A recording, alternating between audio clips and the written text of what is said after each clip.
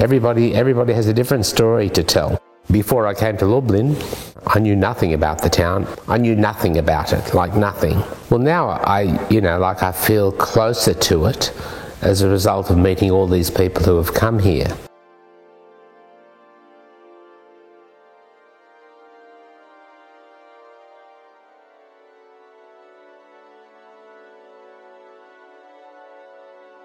No mam nadzieję, że też mieszkańcy Lublina, lublinianie, że spotkali Lublinerów. To na pewno było bardzo ważne.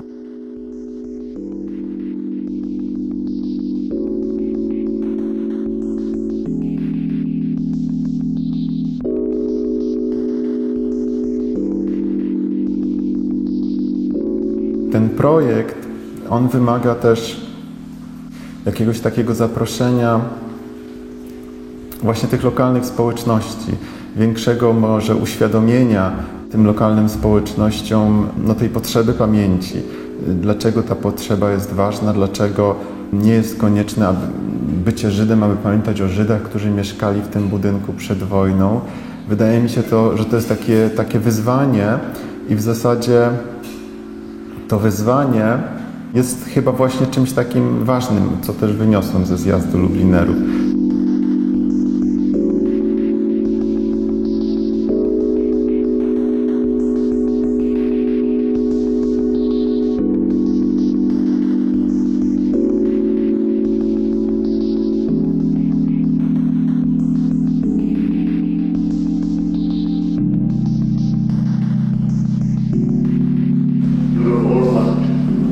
Here and you will be most.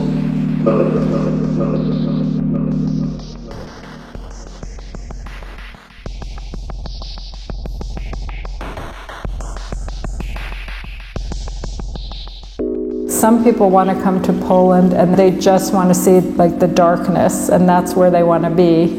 And I can't argue with something like that because it was such a big wound.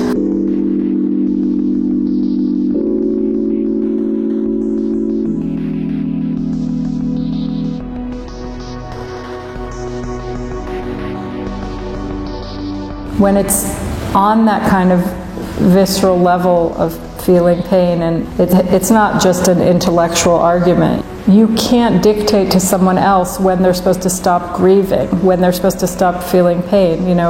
It's just very individual. One of the things that I read when I was reading about grief was this guy who said, he's an expert on loss, and he said, if you have 1,000 tears to shed, don't stop at 500.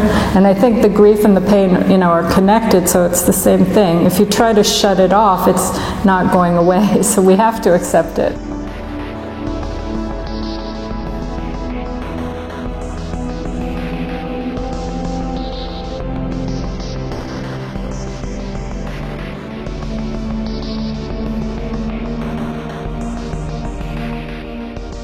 We wrześniu 1992 roku grupa przyjaciół, która nazywała się Teatr, weszła do zrujnowanej Bramy Grodzkiej. Wtedy mieliśmy wielkie marzenie stworzenia teatru w Bramie Grodzkiej, bycia artystami. Nic nie wiedzieliśmy, że przed wojną Brama Grodzka nazywała się Bramą Żydowską. Nic nie wiedzieliśmy o tym, że w przedwojennym 120-tysięcznym mieście żyło ponad 40 000 Żydów. Nic nie wiedzieliśmy, że te puste place obok Bramy Grodzkiej to było miejsce, gdzie przed wojną żyło miasto żydowskie. To wtedy musiałem odpowiedzieć sobie na pytanie, jak zachować się wobec tej sytuacji, wobec tego, że ja, dorosły człowiek, który żyje w tym mieście, nic nie wie o historii tego miasta, nic nie wie o Żydach, którzy tu mieszkali. To jest historia tego miejsca, to jest dziedzictwo tego miejsca i jeśli nie chcemy być ignorantami, musimy to dziedzictwo przyjąć w całości.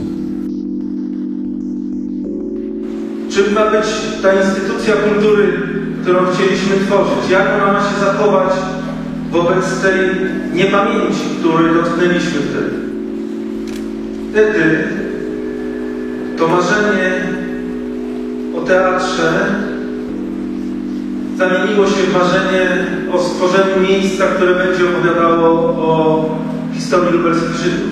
To wtedy weszliśmy na tą drogę, która doprowadziła nas do tego spotkania dzisiaj.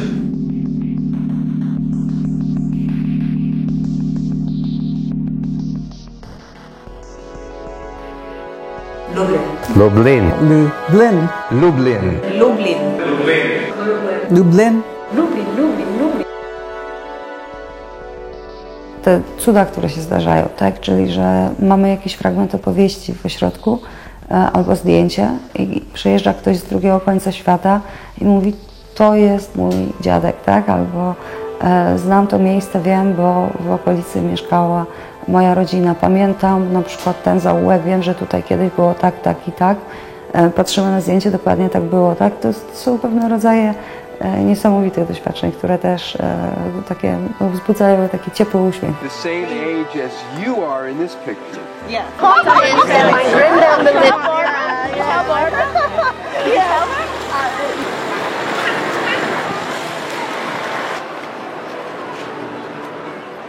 Mieliśmy szansę też być gospodarzami wydarzenia, dzięki któremu Lublin odwiedzili znowu przedstawiciele społeczności żydowskiej tak licznie. Przywieźli nam swoje emocje, swoje wspomnienia, swoją radość, bo niewątpliwie też ta radość była częścią tego spotkania.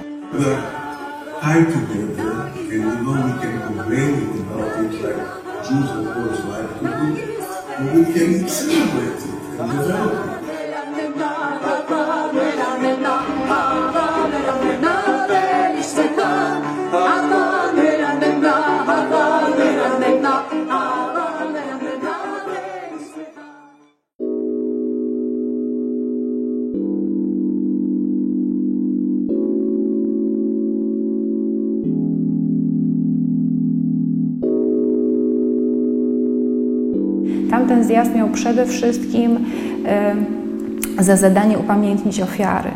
Tutaj było to spotkanie po latach. Oczywiście upamiętnienie, przejście po szlaku, myślenie o tych, którzy zginęli też cały czas tutaj było obecne, ale jednak to przede wszystkim było spotkanie.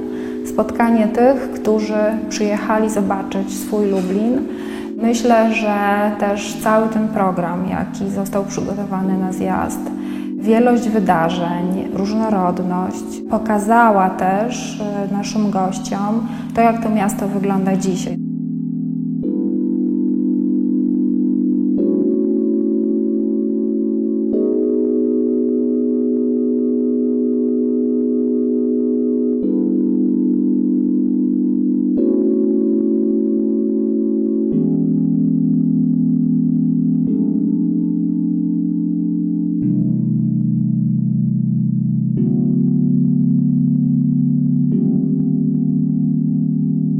W tych wyjazdach i tym zwiedzaniu było zaangażowane mnóstwo osób, naszych przewodników, historyków. Liczę na to, że my się jeszcze kiedyś spotkamy, czy tutaj w Lublinie, czy gdzieś na trasie.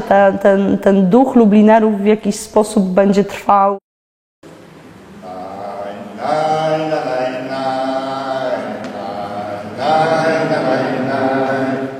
To jest chyba taki moment, który najbardziej zapamiętałam i najbardziej też przeżyłam pod takim względem emocjonalnym.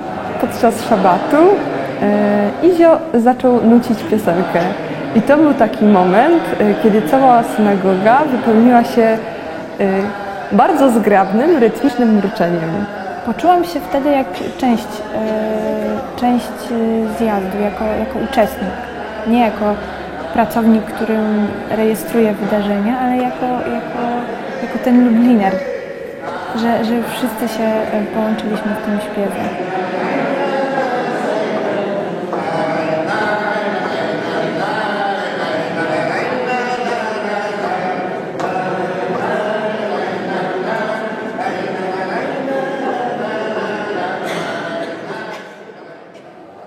You're part of a community, you're part of a narrow community that's like the Jewish descendants of Lublin, but then the broader community of the people who are not Jewish, there's much more awareness. People that either do have some Jewish background or maybe don't have any Jewish background, but they're living in Lublin, and there are these fragments, there are these remnants, there are these descendants. That shows you much more that there was this life here, you know.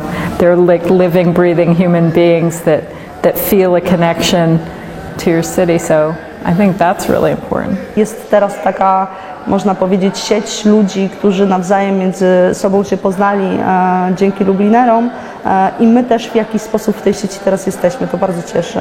I mam takie wrażenie i taką nadzieję też, że to nie było jednorazowe wydarzenie, jednorazowe spotkanie, to taki trochę nowy początek.